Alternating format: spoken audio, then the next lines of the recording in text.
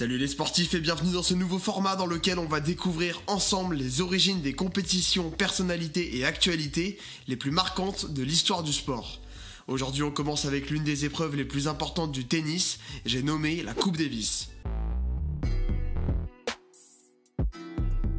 Nous sommes en 1899 et le tennis vient tout juste de naître. Il n'est donc pas très répandu, mais certains des plus passionnés veulent déjà le faire connaître dans le monde entier.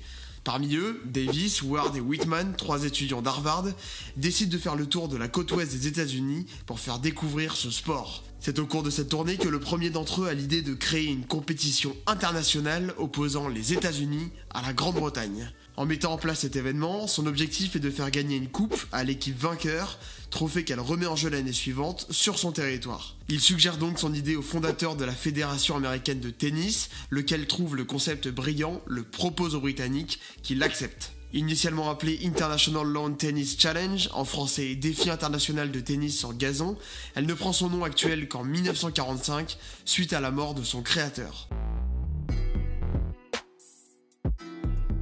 La première Coupe Davis se déroule à Boston, aux États-Unis, et voit s'opposer 3 Britanniques d'une trentaine d'années aux 3 étudiants qui sont à l'origine du projet. 4 simples et 1 double sont joués et les Américains remportent tous les matchs. Rien que ça. Il faudra attendre la 4e édition de la compétition pour que la Coupe Davis se déroule enfin en Europe, puisque les Britanniques remportent le Saladier d'argent en 1903.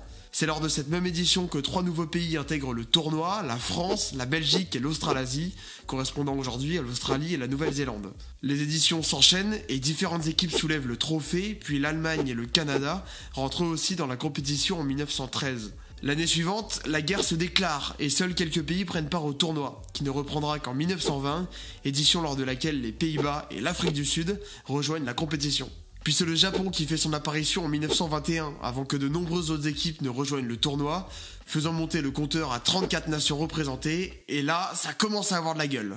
Ça n'empêche pas les États-Unis de remporter la compétition 7 fois d'affilée, grâce au talent de l'inoubliable Bill Tilden, qui devient le premier grand joueur de l'histoire de la Coupe Davis. Un succès qui finit par s'arrêter, les Américains étant battus en 1927 par la France. Wouhou!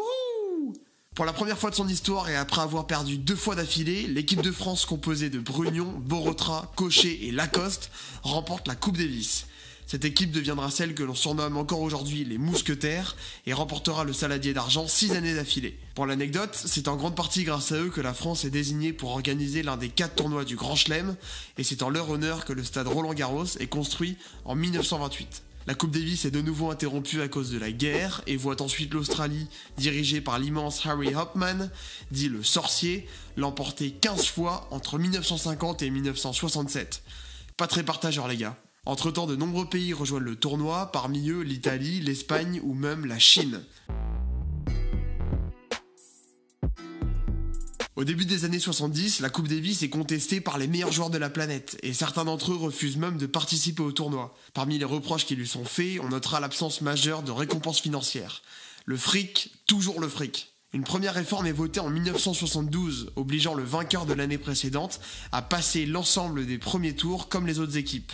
En effet, la Coupe Davis était jusqu'à ce moment-là organisée sous forme d'un challenge round. Autrement dit, le vainqueur d'une édition n'avait pas à passer les premiers tours de l'édition suivante et avait juste à gagner la finale pour conserver son titre.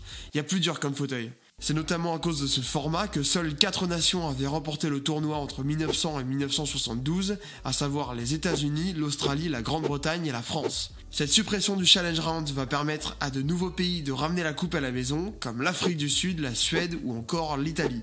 En 1981, la Coupe Davis est sponsorisée pour la première fois de son histoire grâce au groupe chinois NEC, ou NEC, je sais pas comment ça se prononce, m'en voulez pas. Grâce à eux, la Coupe Davis propose enfin des récompenses financières pour les joueurs, et la même année de nouvelles dimensions géographiques sont données à l'épreuve. Désormais, la compétition est répartie en divisions, comme au football par exemple, avec la Ligue 1 ou la Ligue 2, la première division réunissant les 16 meilleures nations mondiales. Vous l'avez deviné, les divisions inférieures ont donc pour objectif de monter en première division, pour espérer atteindre le Graal suprême, ouais carrément ouais. Les années 80 en Coupe Davis marquent la montée en puissance des nations européennes dans le tennis mondial, et ont vu les États-Unis et l'Australie se faire refaire de nouvelles coupes, pas celle de la Coupe Davis du coup. D'ailleurs en 1991, la France remporte à nouveau le trophée, emmené par un Yannick Noah complètement déchanté.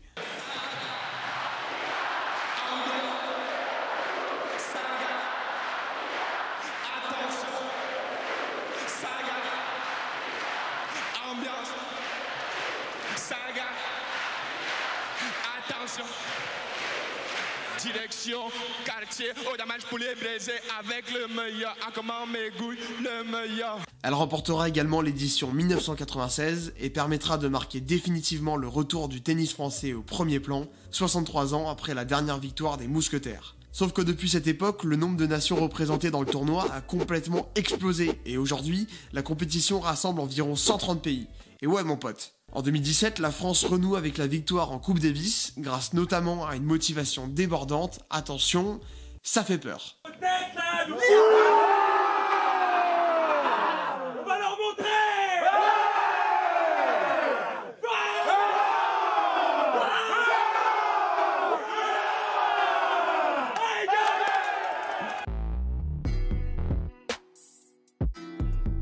Si la Coupe Davis s'est allée sur plusieurs semaines depuis sa création, ça n'a désormais plus le cas depuis cette année. En effet, en 2018 a été votée une réforme visant à rassembler l'ensemble des rencontres sur une seule semaine et dans un lieu unique, contrairement aux éditions précédentes. Une réforme qui a également réduit de moitié le nombre de simples disputés dans une opposition, et c'est pas fini.